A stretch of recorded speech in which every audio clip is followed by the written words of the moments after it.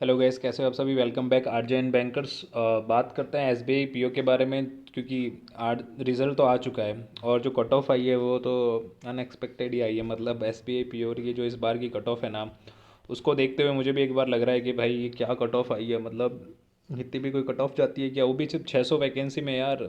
मतलब आप देखो लेवल क्या है, कितना टफ हो चुका है कंपटीशन।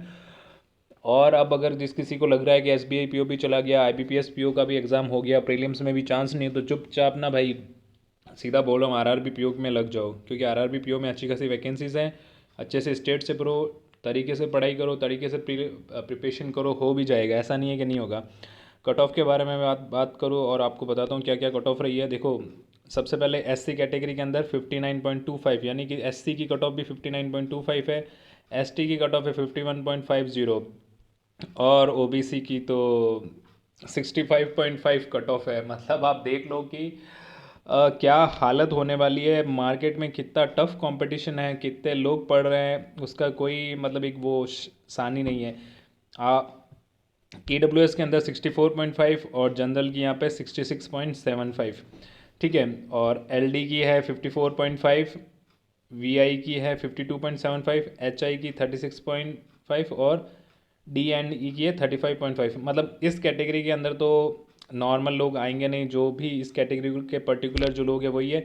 बाकी अगर बात करें तो कट ऑफ बहुत ज़्यादा है यार। इतनी कट ऑफ जाती है अगर S B I P O की, तो आप ये देख लो कि कितना टिपिकल था पेपर का लेवल, और किस लेवल पे लोगों ने प्रिपरेशन की है, और किस लेवल पे बैंकिंग का जो कंपटीशन है वो बढ़ रहा है। क्योंकि कहीं ना कहीं सबको ये लग रहा है कि फटाफट जॉब कहो या ट्रांसपेरेंसी कहो, वो बैंकिंग के अंदर ही है अभी तक।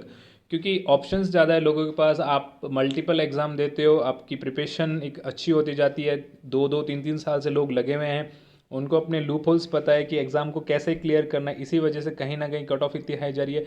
एसएससी का आपने देखा है, इतने प्रोटेस्ट होते हैं, इतने बार एग्ज़ाम कैंसिल होते हैं, पोस्टपोन्ड होते हैं, तो कहीं ना कहीं उस वजह से भी जो क्रीम है या जो एक टैलेंटेड लोग हैं जिनको एसबीआई में जाना है वो आते हैं। दूसरी चीज़ होती है, पहले जो लोग कॉरपोरेट में चले जाते थे वो कॉरपोरेट में खुश थे, लेकिन जब एआई आने के बाद उनको भी ऐसा लगता है कि कहीं ना कहीं नहीं, हमें गवर्नमेंट एग्ज़ाम की तरफ जाना चाहिए और हमें अपने अटैम्प्ट्स ट्राई करने चाहिए। तो कहीं ना कहीं इस वजह से भी कट ऑफ हाई जा रही है।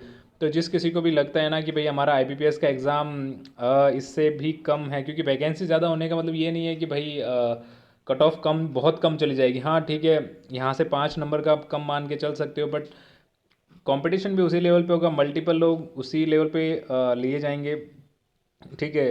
तो अगर जिस किसी का भी अब मेंस में जो जो सेलेक्टेड हुए हैं उनको तो ऑल द बेस्ट, और जिस किसी के भी अगर थोड़े से कम मार्क्स आए हैं, जैसे इसमें देखो यहाँ पे 58.75 है, कहीं ना कहीं बहुत अच्छे स्कोर है, लेकिन अब सिलेक्शन नहीं होता है तो फिर उसका कोई कुछ कर नहीं सकते हैं।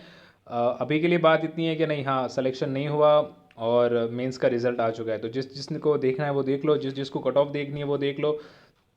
मैं एक बार फिर से बता देता हूँ, एससी की 59.25, एसटी की 51.5, ओबीसी की 65.5, ईडब्ल्यूएस की 54.5 और जनरल की है 66.75। यानी कि जनरल, ओबीसी और ईडब्ल्यूएस का भी कोई ज़्यादा डिफरेंस नहीं है, मोटा मोटा कट ऑफ हो ही गई है। और अब जिसको मेंस की तैयारी करनी है उसका जीके तो कहते हैं ना कि सबसे अच्छा होना चाहिए, और जीके में मेरा एक्सपीरियंस ये कहता है कि अगर आप स्टडी आईक्यू की वीडियो देखते हो, ठीक है, गौरव गर्ग के, और आप पीडीएफ पढ़ते हो अफेयर्स क्लाउड की, तो इनफ है। दूसरे किसी भी टीचर को फॉलो करते हो, वेल एंड गुड, लेकिन जो पीडीएफ का जो कंटेंट है, जो क्वालिटी है, वो जो विकास राणा जो दे रहे हैं अफेयर्स क्लाउड वाले, उनका कोई सानी नहीं है, कोई पेड परमिशन नहीं है भाई, इतने तो व्यूज़ भी नहीं आते।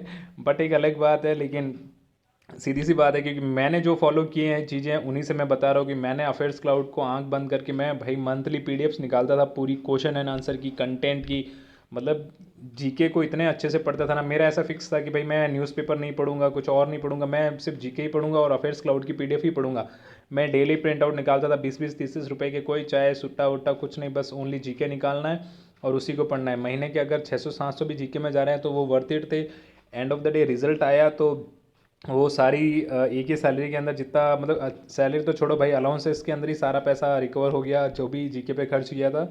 ठीक है। तो ऑल द बेस्ट जिस जिसका एसबीआई में हुआ है, और जिस जिसको कट ऑफ देखनी है वो देख लो।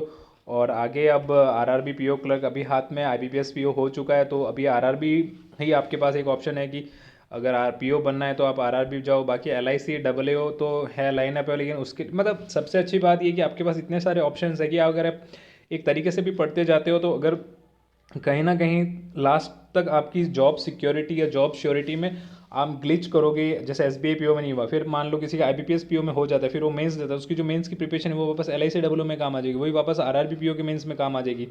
तो ऐसे करके कहीं ना कहीं सारी प्रिपरेशन काम आने वाली है। सबसे बड़ी बात है कि हमें सिलेक्शन लेना है और इस साल ही लेना है। तो ऑल द बेस्ट गाइस, बाकी जिस जिसका सिलेक्शन हुआ उन सभी को कॉन्ग्रेचुलेशन, कमेंट करके बताओ। और जो भी 0.25 पॉइंट थोड़े बहुत पॉइंट्स से बच गए वो भी बताओ, ताकि उनको आगे कैसे प्रिपेयर करना है उसमें हेल्प मिल सके और एक मोटिवेशन आए। ठीक है guys, bye bye, take care.